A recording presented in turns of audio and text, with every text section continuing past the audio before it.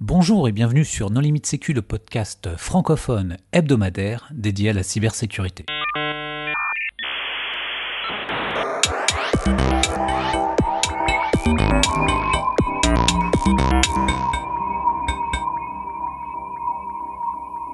Alors aujourd'hui, nous allons parler des EDR avec Florian Ledoux, qui est chercheur en cybersécurité. Bonjour Florian. Bonjour et merci pour l'invitation. Pour discuter avec lui, les contributeurs No Limit Sécu sont Jean-Philippe Gaulier. Bonjour. Nicolas Ruff. Bonjour. Vladimir Collat.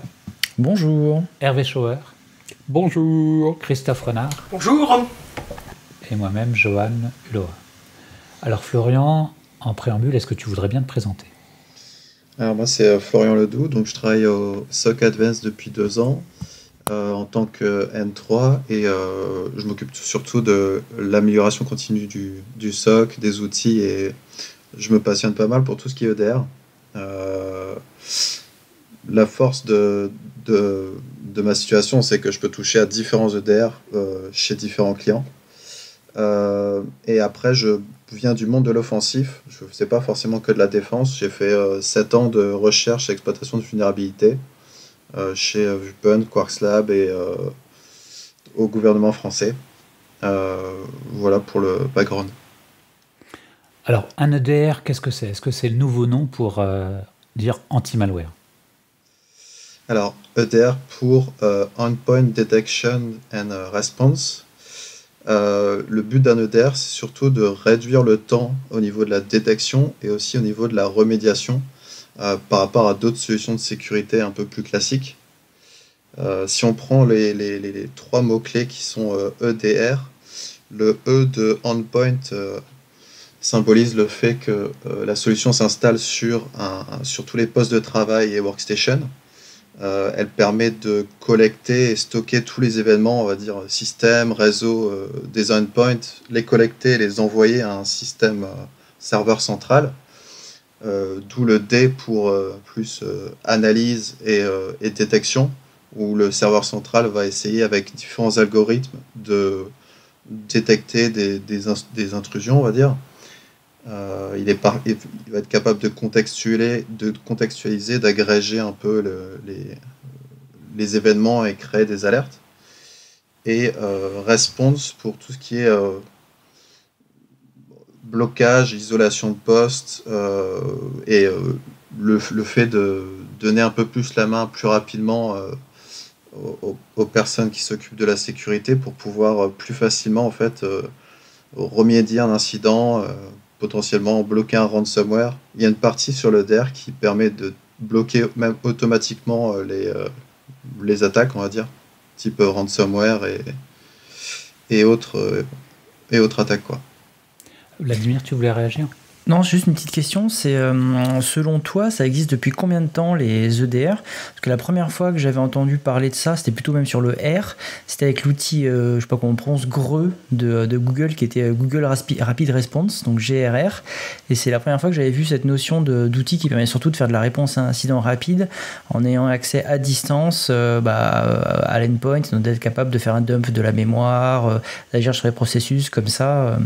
Ça existe depuis combien de temps, donc les EDR ? J'ai pas de date vraiment précise. Je sais qu'on en parle depuis quelques années. Moi, j'ai découvert ça justement en rentrant dans le monde du défensif il y a 2 ans. Mais j'arriverai pas à donner vraiment de date précise. Il y a ce qu'on appelle pure players, donc des sociétés qui se sont créées vraiment en mode on fait que de l'EDR, comme CrowdStrike ou Cybereason qui se sont créés, je sais pas, il y a peut-être un peu moins de 10 ans, qui ont commencé à faire ça. Et ensuite, il y a aussi les boîtes d'antivirus classiques qui ont commencé à créer leurs propres EDR et puis ramener des briques qui manquaient à tout ce qui était antivirus vers de l'EDR. Je pense que ça vaut la peine de préciser que en fait, l'EDR, c'est l'aboutissement d'une évolution, c'est pas des trucs qui sont sortis du jour au lendemain. Déjà vers, 2005-2006, on parlait des HIDS, HIPS, Host Intrusion Detection System et Prevention. Et l'idée, c'est surtout d'avoir les fonctions qu'on aurait sur un antivirus, mais qui sont contrôlées par mon organisation et pas par un éditeur. Et est-ce qu'il n'y a pas toute la partie investigation en plus? Parce qu'on parle de détection, donc ce que fait un anti-malware, mais c'est surtout la partie investigation qui manquait, non? Oui, complètement. C'est ça la grosse différence, parce qu'aujourd'hui, l'EDR le plus connu, c'est Sysmon, un outil gratuit qui permet de faire de la collecte et de la remédiation sur les postes Windows. Et contrairement à l'antivirus, il n'intègre aucune signature, c'est à toi de les écrire. Alors, Sysmon ne fait pas de la remédiation. Hein. Alors, non, oui, c'est plus sur de la détection, effectivement. Ouais. Ça, c'est un outil de supervision.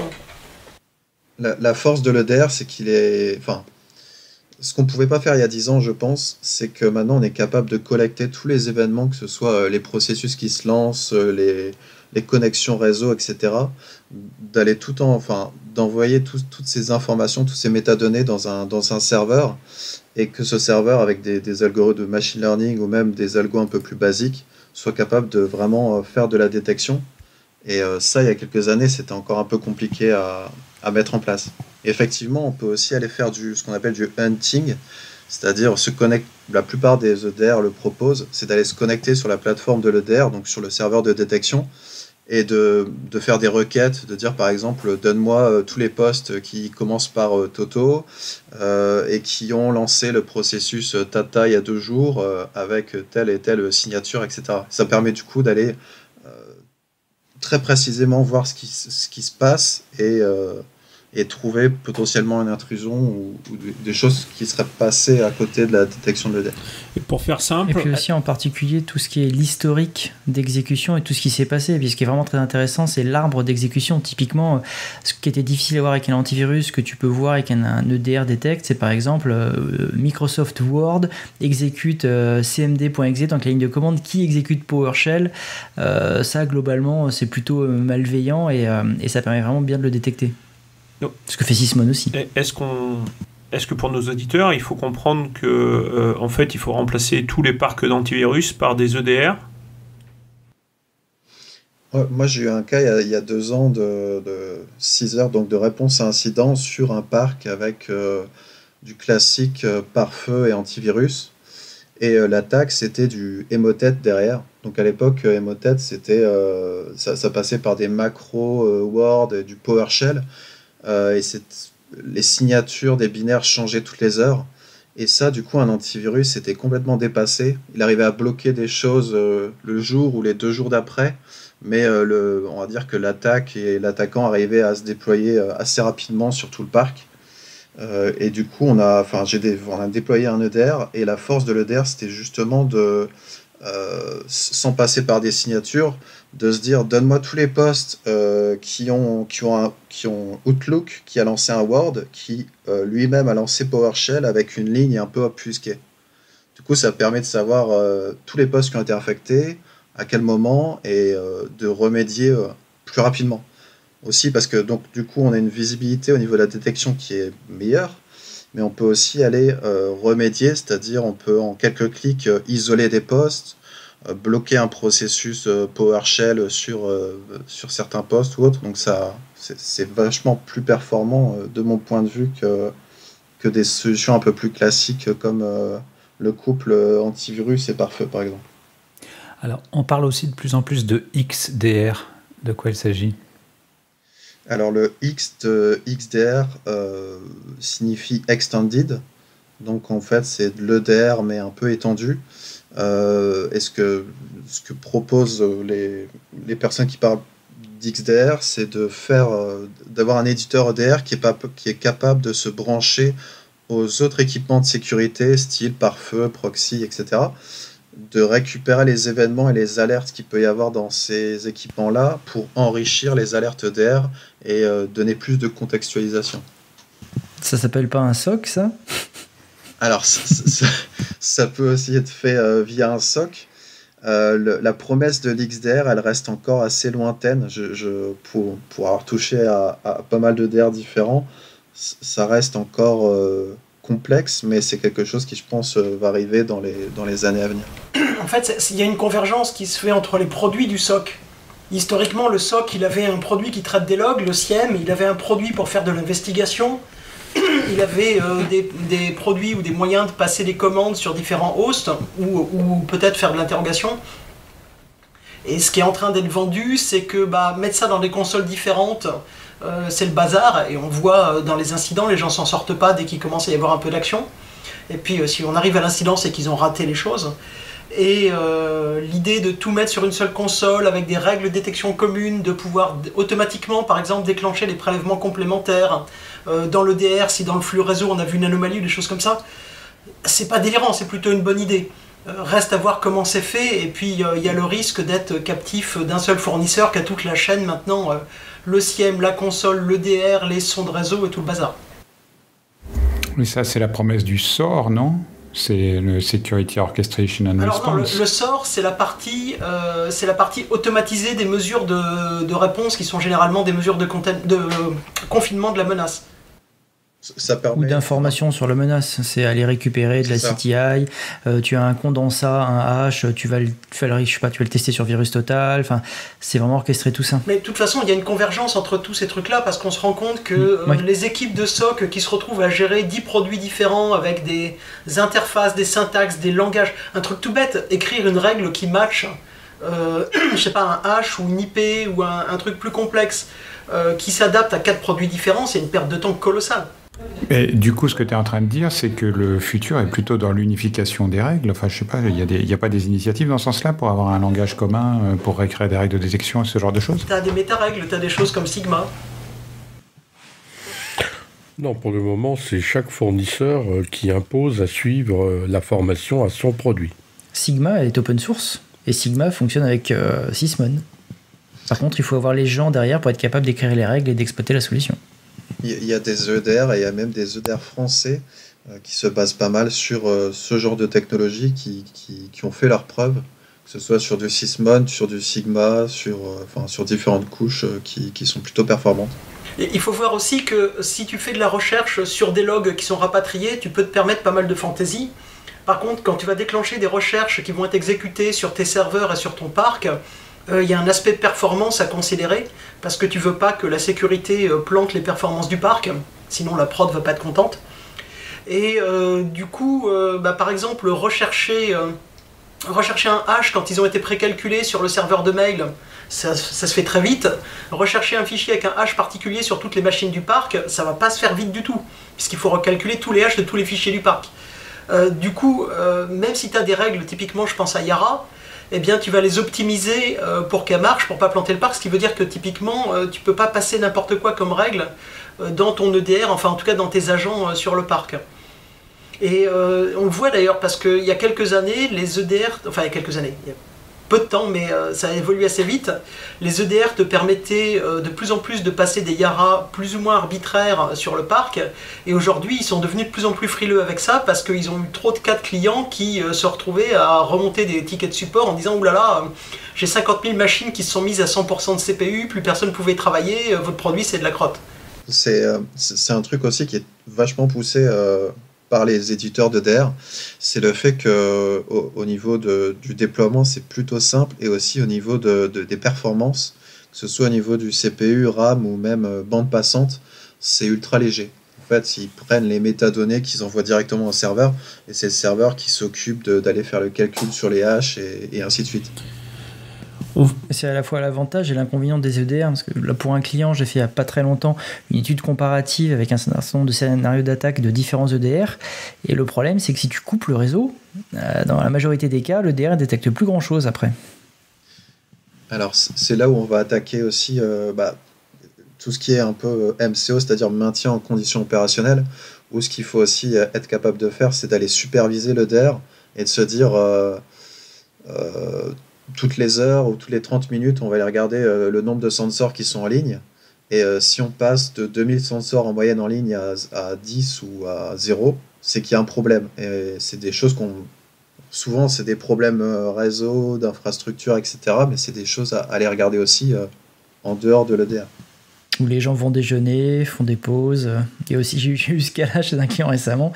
Et c'est vrai que tu peux vite te perdre dans ce genre d'événements qui finalement n'en sont pas. on a eu quelques exemples où les antivirus pouvaient être des sources directement attaquées par les pirates pour prendre le contrôle, hein, avec des buffer overflow, des exploitations, etc. En ayant des EDR, des XDR, ce que tu veux, tous connectés et centralisés. Est-ce que là aussi on n'a pas un risque réel de voir des attaquants taper là-dessus pour prendre la main, non pas sur une machine mais sur tout le parc? Carrément, hein. Parce qu'en plus avec un EDR, tu es root, tu es système sur une machine, c'est-à-dire que tu peux capturer la mémoire, tu peux exécuter des processus en tant que système, enfin t'es Dieu sur le système d'information. Donc tu peux, suivant les EDR, télécharger le fichier que tu veux sur le poste de qui tu veux, donc du VIP, de la personne que tu veux. Donc en termes de sensibilité, c'est assez haut. Ouais, et du coup, c'est pour ça que je pense. Après, il y a différentes sécurités en place qui permettent justement d'éviter au maximum ce genre de choses, mais effectivement, un attaquant qui se connecte sur une interface EDR pourrait isoler tout le parc, pourrait faire énormément de choses assez fortes. Après, ce qui est bien aussi, c'est comme c'est des métadonnées, aller rechercher. On peut extraire certains fichiers sur les postes, mais généralement, l'EDR ne donne pas la main à l'accès en lecture à toutes les informations de chaque poste. Généralement, ce qu'on met en place au niveau protection, c'est soit de l'authentification par double facteur, et aussi le fait de whitelister les IP qui peuvent se connecter à l'interface de l'EDR. Puis de limiter aussi les rôles, c'est-à-dire que le rôle de celui qui peut capturer la mémoire, exécuter ce qu'il veut, il faut qu'il y ait très très peu de personnes qui aient ce droit-là. Avec la plupart des droits, ce soit juste du read-only, de la lecture seule pour faire le travail quotidien de réponse à incident. Mais enfin, si on a un buffer overflow, typiquement dans le protocole de communication entre l'agent et le serveur central, effectivement, il faut restreindre l'accès aux consoles d'admin, mais tous les clients sont connectés au serveur, et s'il y a une faille dans le protocole à ce niveau-là, c'est game over, quoi. Et cette remarque est super intéressante, et d'ailleurs, ce qui est marrant, c'est que je regarde les offres d'emploi sur les différentes boîtes d'EDR, et souvent ils recrutent des experts en Rust, ou en tout cas des gens qui développent en Rust, parce que la grosse partie userland, on va dire, de leur solution est souvent en Rust, et ils essaient de blinder ça au niveau sécurité, et aussi de réduire aussi la surface d'attaque au niveau du réseau, justement pour éviter un peu le bad buzz de tel éditeur EDR s'est fait pirater et tous ses clients sont fait avoir à cause de telle ou telle vulnérabilité. Alors on peut reprendre la parlance Microsoft, l'EDR et toute son infra, c'est du tiers zéro, c'est-à-dire que c'est du même niveau que l'administration du domaine ou des hyperviseurs. C'est un truc, si on prend la main dessus, on casse tout. Et d'ailleurs, c'est intéressant de voir que c'est probablement pire que pas mal le système d'administration, parce que comme tout ce qui est supervision, dès qu'il y a de la segmentation, on ne va pas avoir 50 SOC. Et donc tout va converger vers un seul SOC, ça veut dire qu'il y a probablement un seul SOC qui peut taper dans toutes les zones réseau, même si on a fait de la segmentation. Donc c'est vraiment c'est probablement plus puissant que pas mal de comptes admin système ou des choses comme ça. Mais il n'y a pas de segmentation réseau dans les recommandations de l'ANSSI pour faire son P10, etc.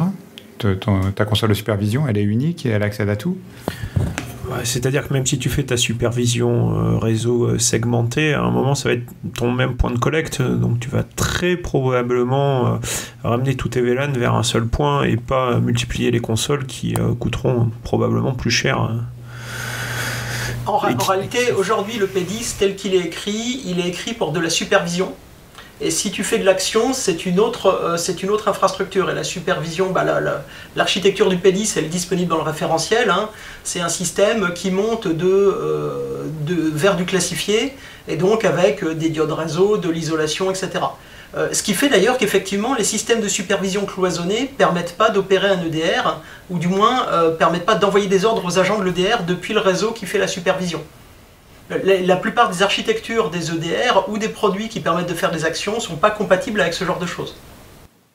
Ouais, souvent les gros éditeurs EDR poussent pour justement permettre aux sensors, donc aux endpoints, de communiquer directement sur le cloud et sur les plateformes EDR, et du coup c'est un peu compliqué sur certains périmètres qui sont censés être complètement cloisonnés d'Internet. C'est aussi, je pense, c'est un changement intéressant ces derniers temps, c'est qu'au fur et à mesure que les EDR sont devenus plus communs, ils sont devenus de moins en moins on-prem. Les premiers EDR supportaient de mettre sa propre console de contrôle sur son réseau, et aujourd'hui c'est devenu marginal. Alors tu peux avoir quand même d'abord tu as encore des solutions qui supportent de faire du on-premise. C'est de plus en plus rare. Il y a une bonne raison pour laquelle c'est de plus en plus rare quand même.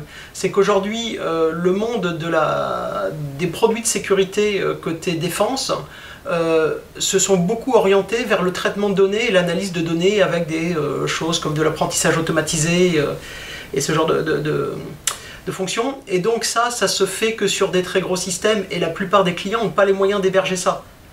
Et en plus, ça permet aussi, en mutualisant certaines recherches entre clients, de détecter des signaux qui sont faibles chez chacun, mais qui, en se manifestant chez plusieurs, sont indicatifs d'une attaque en cours. Donc il y a vraiment un intérêt à mutualiser ça, mais effectivement, comme tu le pointes, il y a un risque, c'est-à-dire que le prestataire de service ou sa chaîne logistique, c'est-à-dire grosso modo son hébergeur et puis tous les gens qui interviennent chez lui, sont susceptibles d'être des sources de menaces. Mais ça, c'est pareil pour tous les systèmes d'information.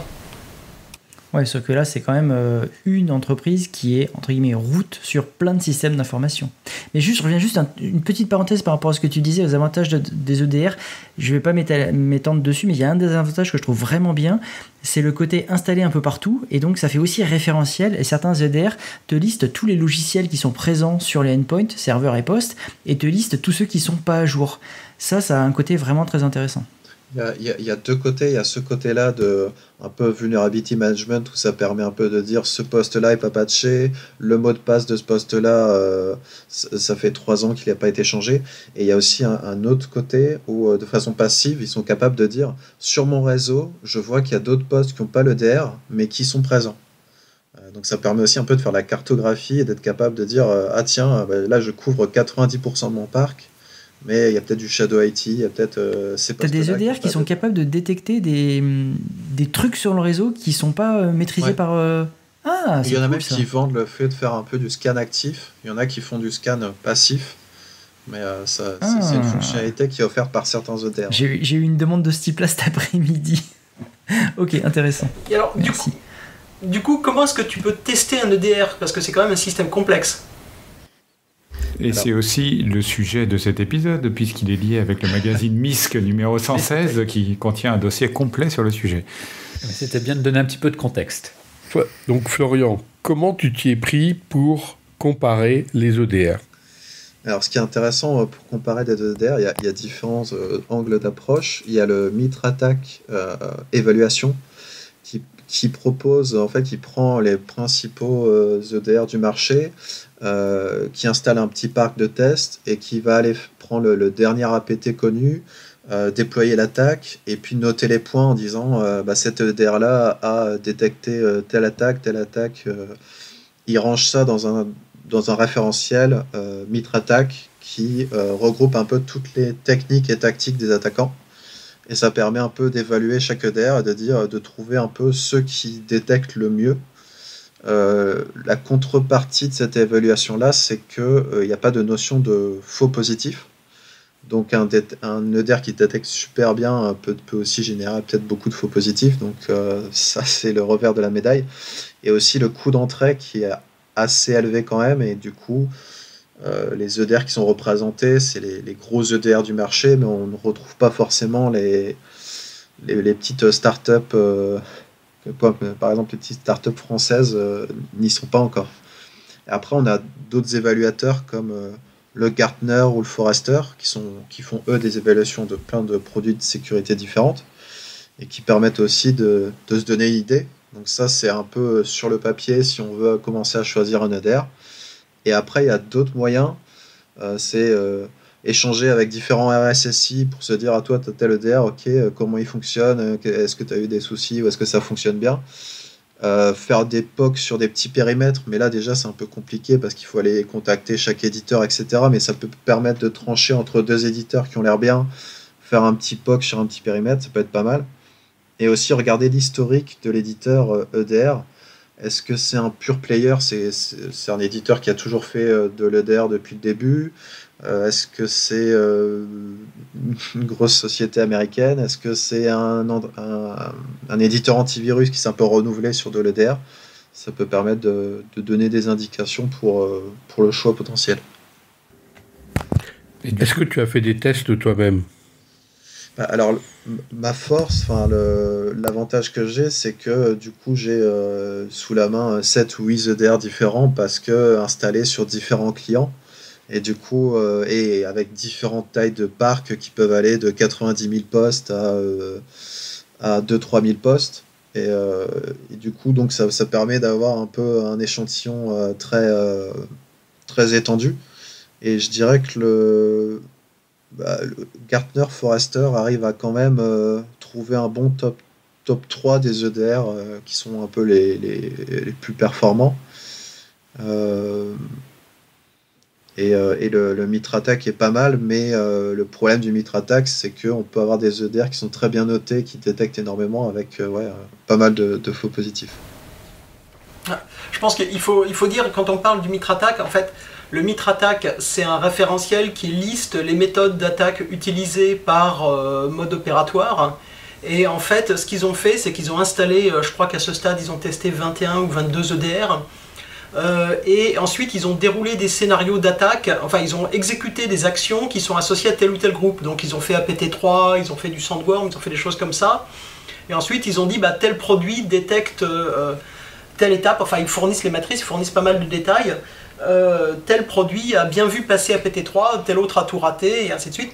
Et effectivement, comme c'est des scénarios où l'attaque a lieu, ça favorise des produits qui surdétectent, puisque n'est pas traité le cas où l'attaque n'a pas eu lieu et le produit détecte quand même des anomalies.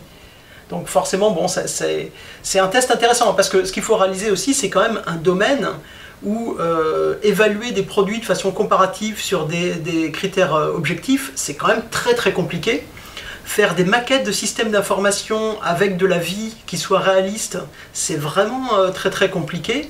Et donc avoir un organisme, enfin un think tank comme le Mitre, qui fournissent ces évaluations, et maintenant ils ont fourni une bonne partie des scripts de test. Alors il y a plein de critiques à y faire, mais ça permet quand même de commencer une réflexion bien plus poussée que le coin de bar avec une bière en disant « Ah, j'ai l'expérience de l'EDR machin, et chez moi ça sonne tout le temps ». Bon, on est quand même sur une autre matière. Après, effectivement, en fait, peut-être que que se baser juste sur les résultats, c'est pas suffisant si on veut être sérieux, et qu'on manque de gens qui remontent des maquettes et qui puissent comparer, mais c'est un gros boulot, quoi. Oui, et puis surtout, c'est pas reproductible, puisque la plupart des EDR, maintenant étant effectivement en mode cloud, comme on l'a dit avant, du coup, tu fais le test à un instant T, mais alors on va dire quelle était ta configuration, etc. Et puis si tu refais le même test le lendemain, tu vas pas trouver les mêmes résultats, puisque les signatures ont été mises à jour dans le cloud, et tu n'as pas forcément accès à la version exacte de ce que tu es en train de faire tourner. Tu pourrais même dire que le Mitre, en déroulant les scénarios, a appris aux éditeurs d'EDR à détecter les attaques qu'ils ont scénarisées. Oui, c'est le cas de tous les tests, en fait. Mais alors Florian, peut-être tu en fais plus maintenant, mais Vlad et Florian, vous avez passé du temps à essayer de contourner ça quand vous faisiez de l'attaque. Et du coup, est-ce que vous avez des retours là-dessus? Est-ce que ça se contourne un EDR? Est-ce que ça s'évite? Est-ce que ça se fausse? Est-ce que, au contraire, on n'envoie pas plus d'attaques pour que ça brille tout le temps et on passe dedans? C'est toujours un peu le jeu du chat et de la souris.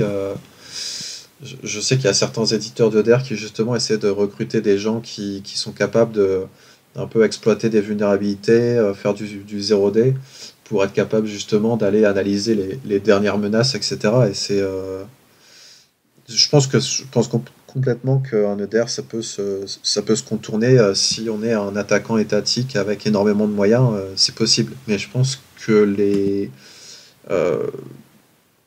les attaquants qui utilisent du ransomware et qui targetent énormément les différentes entreprises, c'est ce qui fait le plus peur aux responsables sécurité, et c'est ce qu'ils recherchent pour se défendre, c'est un EDR qui est capable d'aller bloquer ce genre d'attaque, et là l'EDR est très performant. Oui, je vais pas faire la publicité des EDR, mais aujourd'hui, moi, c'est ce qui m'emmerde le plus sur des opérations offensives.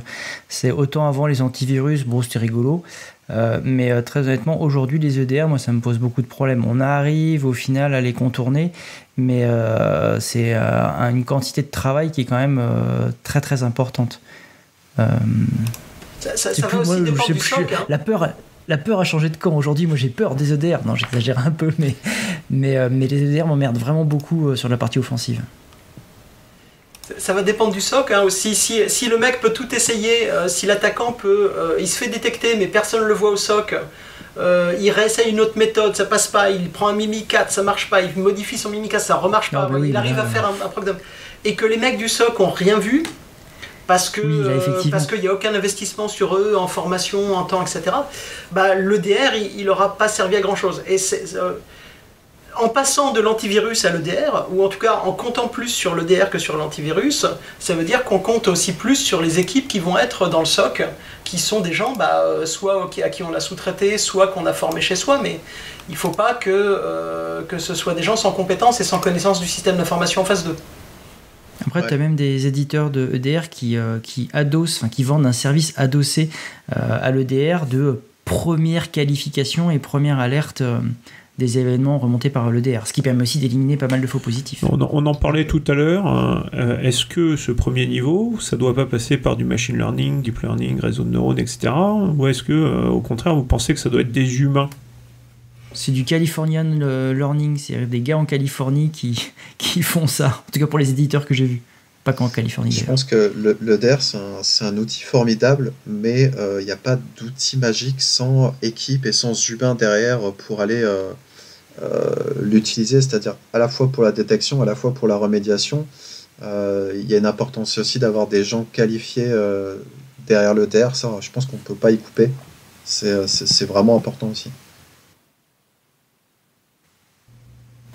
Mais l'idéal, c'est quand même d'avoir de l'analyse avec du machine learning sur blockchain. Hein. Non, mais évidemment que chez les éditeurs, de toute façon, même si les éditeurs voulaient y couper, pour vendre à certains clients, ils sont obligés de dire qu'ils font du machine learning, ils sont obligés de dire qu'ils font des technologies d'intelligence artificielle, etc. Quand dans la plupart des cas, ce qui suffit, c'est de faire du traitement de données qui existe depuis les années 20, et des statistiques. Mais globalement, aujourd'hui, tu peux pas vendre ce genre de produit si tu dis pas que tu fais de l'intelligence artificielle. J'ai pas encore vu de produit où ce soit un gros atout. Hein. Ouais, mais ils manipulent et ils collectent tellement de données que c'est quand même facile pour eux de faire du machine learning. Ce qui est compliqué, le machine learning, c'est quand t'as pas assez de données, pas assez de jeux de données. Là, vu ce qu'ils ont, c'est même les antivirus avant pouvaient le faire aussi. Hein, mais en fait, le machine learning, il a le même problème qu'un être humain, sauf qu'il est capable de le faire avec moins d'erreurs à grande échelle, c'est distinguer le bruit du signal, enfin le signal du bruit. Oui. Quand il y a des SI qui sont gérés à coup de PSExec dans tous les sens, le PSExec de l'attaquant, c'est difficile de le distinguer. Quand l'attaquant fait du LOL, c'est-à-dire qu'il utilise que des binaires qu'il trouve sur les machines pour faire des actions, quand les administrateurs installent des jeux piratés sur leur poste, ça je l'ai vu il n'y a pas très longtemps, avec les points crack, enfin _crack.exe. Et des torrents. Oui, en fait, si le SI est très bruité, le machine learning, il a exactement le même problème que l'opérateur humain, c'est distinguer ce que fait l'attaquant, qui en plus prendra plus de précautions que les utilisateurs légitimes de ce que font les utilisateurs légitimes. L'avantage qu'il a avec un EDR, c'est que quand il y a un doute par rapport à un SIEM, la levée de doute, il peut aller la faire en disant je fais une capture de mémoire, je ressors l'historique des forks de process, enfin des créations de process, je peux aller rechercher des choses qui vont me donner des éléments qui vont permettre de qualifier l'événement. Mais ça veut dire qu'il y a une démarche de qualification. Elle peut être automatisée dans une bonne part, et je pense que là-dessus, il y a beaucoup d'axes de progrès, mais il ne faut pas se leurrer, si le SI n'est pas propre au départ, c'est difficile de faire la détection dessus. Et puis là, tu touches aussi un autre point du machine learning, c'est que tu ne peux pas entraîner un modèle générique qui va marcher sur 20 réseaux différents. Tu as des gens qui font d'IPv6, d'autres qui sont encore sur Windows 7, etc. Donc un seul modèle ne peut pas fonctionner de manière optimale chez tout le monde. Et là où le fait qu'ils soient justement dans le cloud permet de fine-tuner, on va dire, je pense, la plupart de leurs algorithmes. Ça, c'est une force aussi. Et une des forces aussi de l'EDR, enfin des principaux acteurs, c'est que leur API, enfin il y a une API qui est souvent assez bien ouverte côté du portail de l'EDR et qui permet du coup d'interfacer assez facilement, que ce soit un SIEM, un SOAR, d'aller injecter de la CTI ou d'aller faire de la supervision. Ça, c'est aussi une force côté EDR. C'est de pouvoir aller récupérer les alertes via API pour aller les injecter dans le SIEM au bon format, de le connecter avec le SOAR qui va bien via API encore une fois. Et ça, c'est super important aussi sur un EDR d'avoir une API qui est plutôt performante. Et là aussi, ça touche à un autre problème, c'est que quand on a un éditeur antivirus, il y a des gens à plein temps qui sont là pour élaborer des marqueurs pour tous les nouveaux virus. Avec un EDR, il faut avoir des gens qui fournissent des marqueurs pertinents. Et ça ne veut pas dire des millions de marqueurs ou des choses qui sont extrêmement brutées, mais au contraire des marqueurs les plus ciblés possibles pour ne pas noyer les opérateurs. Et donc ça veut dire que grosso modo, si on se retrouve avec un SOC qui supervise un EDR, il faut aussi qu'il y ait un abonnement à un système qui fournisse régulièrement des marqueurs ou des gens qui soient chargés de fournir des marqueurs qui soient d'actualité. Donc généralement, c'est des services qui sont fournis par les éditeurs, mais pas que. Après, ces marqueurs sont moins infinis que les variations de condensat que tu peux avoir sur des binaires. C'est-à-dire que ces marqueurs, entre guillemets, c'est l'enchaînement des différentes actions, les TTP, l'espace des possibles est moins grand que tous les condensats et signatures que tu peux avoir à la mode antivirus. Oui, j'ai vu par exemple le cas de gens qui prenaient des feeds MISP ouverts pour injecter dans leur EDR, mais dans les fils de MISP ouverts, il y a par exemple, quelqu'un a utilisé /temp svcos.exe, qui était en fait un mimikatz.exe renommé. Le problème, c'est que ce qui descend comme marqueur, c'est svcos.exe, ça descend dans l'EDR, et ensuite c'est le sapin de Noël, parce que tous les PC Windows ont svcos.exe qui tournent. Et il y a un vrai problème qualitatif aujourd'hui. Là, c'est des flux ouverts, donc oui, en fait, il y a des gens qui prennent tous les rapports, qui les contribuent, et ça les valorise dans la communauté, des gens qui partagent des marqueurs. Mais des fois, c'est des feeds professionnels qui sont pas terribles. Et du coup, il y a un vrai problème à se dire, est-ce que c'est mon EDR qui est pas bon et qui me fait beaucoup de faux positifs, ou est-ce que c'est mes sources de marqueurs qui sont toutes pourries et qui font que ça sonne pour des choses qui ne devraient pas.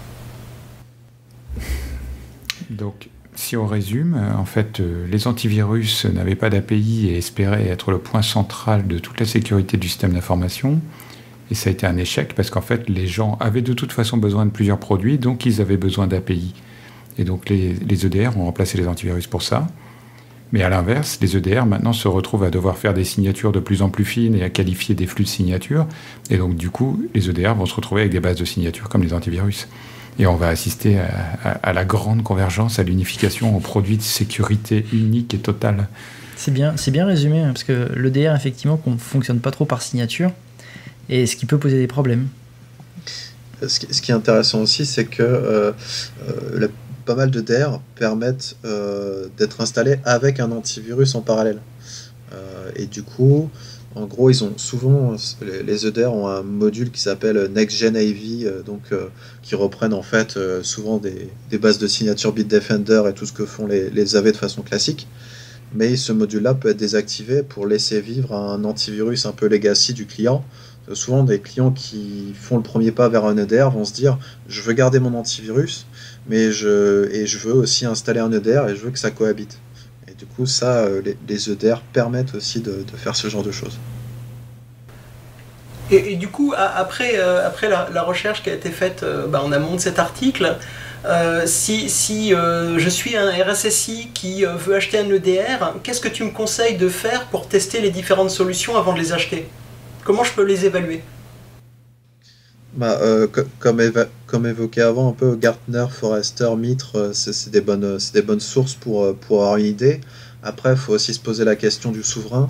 Est-ce que je veux un EDR purement français ? Est-ce que je veux du cloud ou pas ?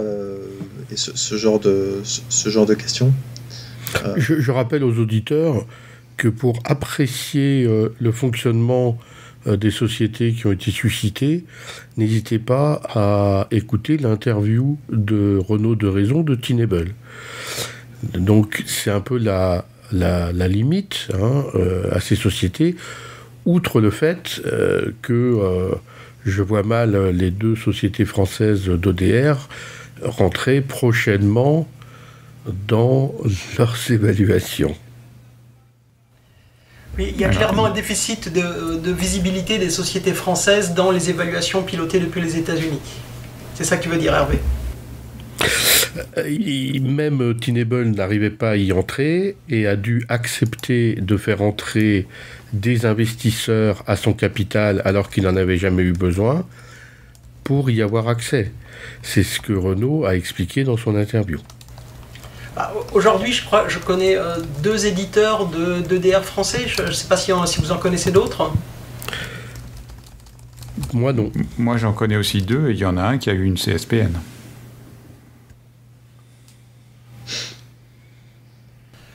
Du coup, oui, le choix est restreint. Le coût d'entrée côté évaluation MITRE est assez élevé. Donc c'est pour ça que c'est pas forcément représentatif des éditeurs EDR qui peuvent être un peu plus soit souverains ou en tout cas de sociétés un peu plus petites en taille. Donc qu'est-ce que tu recommandes au RSSI au-delà de regarder Gartner et équivalent pour justement tenir compte de l'existence d'acteurs européens qui n'y apparaissent pas? Ce serait justement la partie API.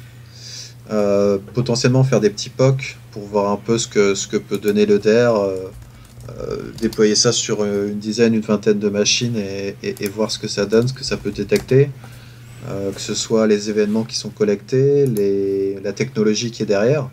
Est-ce que c'est des technologies qui sont plutôt performantes et éprouvées? Est-ce que tu penses que faire un POC tout en prenant les services d'une Red Team pour tester et tenir un carnet de bord et évaluer les performances, que ce soit pour un SOC ou un EDR, c'est la bonne chose à faire? Ça peut être vraiment une bonne optique pour tester justement l'aspect défensif, d'avoir une Red Team qui va simuler des attaques. Il y a des simulations de ransomware aussi, c'est possible de faire ça. Et ça peut être pas mal aussi pour éprouver un peu les solutions de sécurité. La plupart des EDR proposent une solution qui est différentes métriques pour détecter des ransomware, mais il y en a certaines qui sont assez amusantes, où l'EDR va aller installer des petits fichiers canaries sur le poste, sur le disque, à différents endroits. Normalement, ces fichiers ne sont pas censés être modifiés ou supprimés par le système. Et donc, si un autre processus va aller toucher à ces fichiers-là, c'est qu'il y a de très très fortes chances que ce soit un ransomware. Et donc, l'EDR va aller vérifier que le processus qui est en train d'essayer de chiffrer plein de fichiers les uns après les autres est signé ou pas par Microsoft, etc. Donc, il va aller faire des corrélations. Mais s'il se rend compte assez rapidement que ce processus-là, en fait, il n'est pas signé, il a un comportement très louche, il va être capable d'aller bloquer le ransomware. Et du coup, la plupart des EDR sont très efficaces sur le fait de bloquer des ransomware après le fait qu'ils aient chiffré peut-être juste quelques fichiers sur le poste. Et ça permet souvent de sauver des solutions assez critiques par la suite. Et parmi tous les EDR que tu as testés, de manière globale, est-ce que tu vois une ou des fonctionnalités qui sont manquantes et que tu aimerais bien voir développer?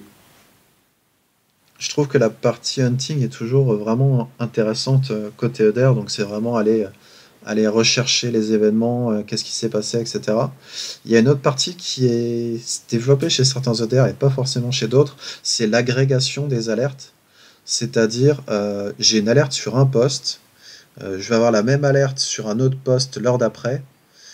Sur certains EDR, ça va générer qu'une seule alerte qui va en fait se mettre à jour automatiquement et dire cette menace-là, on l'a vue sur tant de postes et tant d'utilisateurs, mais ça génère qu'une seule alerte. Plutôt que d'avoir un EDR, un produit qui va générer 20 alertes différentes pour une seule et même attaque. Et ça, c'est justement, certains EDR sont capables de faire de la contextualisation et de simplifier. Et du coup, quand on fait de la réponse à incident ou ce genre de choses, c'est plus facile à utiliser parce qu'on n'est pas noyé sous les alertes. On n'en a que quelques-unes, on sait exactement ce qui se passe et ça va plus vite de lire ce qui peut se passer sur la console. Ok, je pense pas qu'on ait fait le tour, mais est-ce que tu voudrais apporter le mot de la fin? Je dirais que c'est surtout le DER, c'est une techno qui est vraiment qui est encore assez nouvelle, mais qui a été plutôt bien adoptée. Pour pas citer de nom d'EDR, il y a un EDR qui est coté en bourse à 64 milliards au jour d'aujourd'hui. À côté de ça, il y a les principaux éditeurs antivirus qui sont encore cotés en bourse à 4 ou 5 fois moins. Donc je pense que le DR a définitivement un peu dépassé les solutions un peu plus legacy, anciennes. Et à voir ce que va donner l'XDR, et donc le fait d'étendre un peu le DR à différentes autres solutions de sécurité. Est-ce qu'on va arriver à une solution qui fait un peu tout, ou est-ce qu'au contraire on va avoir différents éditeurs très spécialisés chacun dans ce qu'ils font, du CTI, de l'EDR, du NDR aussi. C'est la partie un peu EDR mais orientée réseau. À voir ce que le futur donnera. Eh bien, ça sera certainement l'occasion de refaire d'autres épisodes. Merci beaucoup Florian d'avoir accepté notre invitation. Merci aux contributeurs. Chers auditeurs... Vladimir. Oui. Est-ce qu'on n'aurait pas raté la minute fail? Si, un petit peu. Rater la minute fail. Failli rater. Donc c'est l'heure de la minute fail, Vladimir. Et oui, alors je le rappelle, le principe du fail est de présenter un incident ou événement passé de sécurité en prenant du recul avec humour, on va essayer, mais le principe n'est pas d'accabler les gens, donc je ne citerai aucun nom et modifier certains éléments. Alors j'insiste sur le fait que je ne suis pas là pour me moquer de la personne dont je vais parler, car j'ai vraiment été tenté de le faire progresser, et s'il se reconnaît, comme tous nos échanges sont restés entre nous en privé, qu'ils ne le prennent pas, enfin qu'ils les prennent comme des conseils pour progresser. D'ailleurs j'ai une part de responsabilité, car j'aurais dû me méfier dès le début, donc j'explique. Donc un matin, j'arrive chez un client qui était absent, et dans le bureau sécurité, je vois une personne que je ne connaissais pas qui fait un pentest, un pentester. Donc je fais ce que j'ai fait, puis au bout d'un moment, il vient me voir en me demandant si j'ai accès à la console EDR. Donc bon, déjà, je lui ai demandé ce qu'il faisait, puis il m'expliquait qu'il était en train de faire un test d'intrusion interne, donc le grand classique, et il m'explique son problème. Il a tenté d'exploiter la vulnérabilité Print Nightmare, ça vous permet de savoir à peu près quand c'était, à distance, c'est la vulnérabilité qui touchait le spooler d'impression des systèmes d'exploitation Windows de Microsoft, mais l'EDR avait l'air de bloquer son attaque. Donc je regarde effectivement dans la console EDR et je vois bien que sa DLL est détectée comme malveillante, mais au niveau signature. Donc je lui dis, bon bah a priori c'est ta DLL dont la signature est connue, ce que tu fais c'est que tu prends ton code source, tu le recompiles, tu changes un peu les métadonnées, tu regardes, puis ça suffit pas, tu prends ta DLL, tu la dump en binaire, tu fais un tableau en C, tu recodes un mini launcher, tu le fais comme ça, puis éventuellement au pire ton tableau tu le XOR en mémoire, enfin voilà, c'est pas très compliqué, tu fais ça. Puis là il me répond, j'ai rien compris, là tu m'as largué. Alors bon, pour information, être capable de recompiler le code source d'une DLL, c'est pas très compliqué et c'est quand même censé être la base pour un test d'intrusion. Donc je lui dis, voilà, bah écoute, tu commences par télécharger Visual Studio, parce qu'il ne l'avait pas sur son poste, et puis après on voit. Donc, et puis tu essaies de compiler ta DLL. Donc au bout de 30 minutes, moi j'étais en train de faire autre chose, et puis je vais le voir pour savoir s'il a réussi à compiler, et là il m'explique qu'il n'arrive pas à compiler, et qu'il ne comprend pas comment marche Visual Studio, que ça ne permet pas de compiler. Je regarde son Visual Studio, et effectivement il était un peu bizarre. Je vais dans les menus où habituellement je vais pour compiler, et puis là je me rends compte qu'en fait il avait téléchargé Visual Studio Code, qui est la version de Visual Studio qui permet de faire du développement web. Donc là, je lui explique, bon voilà, en fait, il faut que tu télécharges Visual Studio tout court, qui permet de compiler du code, C par exemple, en binaire. Donc là, il finit par télécharger Visual Studio. On l'installe, tout va bien. Donc je lui montre, il explique déjà comment changer les métadonnées dans le code source de sa librairie. Mais là encore, c'est compliqué. Donc finalement, il arrive à recompiler sa DLL en modifiant quelques informations, les métadonnées.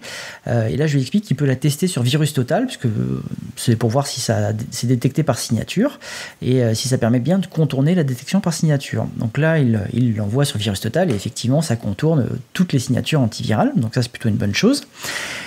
À partir de là, donc, il continue à essayer d'exploiter sa DLL qui exploite Print Nightmare sur la cible et finalement ça marche pas et finit par abandonner. Et puis là, c'est à cet instant-là que j'ai commencé finalement trop tard à me dire que j'aurais dû réagir et poser les questions un peu plus tôt.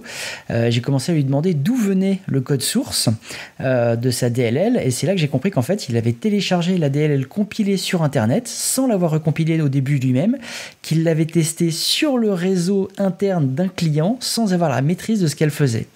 Alors heureusement, la DLL, c'était celle qui avait été mise à disposition par Benjamin Delpy, donc Gentil Kiwi, qui est suffisamment sympa pour ne pas mettre de piège dedans, sinon ça aurait été la catastrophe assurée. Donc j'ai tenté de lui expliquer, mais dans un premier temps il a nié, sauf que l'avantage d'un EDR, c'est que j'avais la signature de la DLL qu'il avait exploitée, et je l'ai comparée à celle de Benjamin, et c'était bien la DLL publiée par Benjamin Delpy sur son Git. Donc au bout d'un moment il a fini par un peu reconnaître, il a beaucoup râlé et n'a pas vraiment écouté mes conseils. J'avais essayé de lui expliquer ça.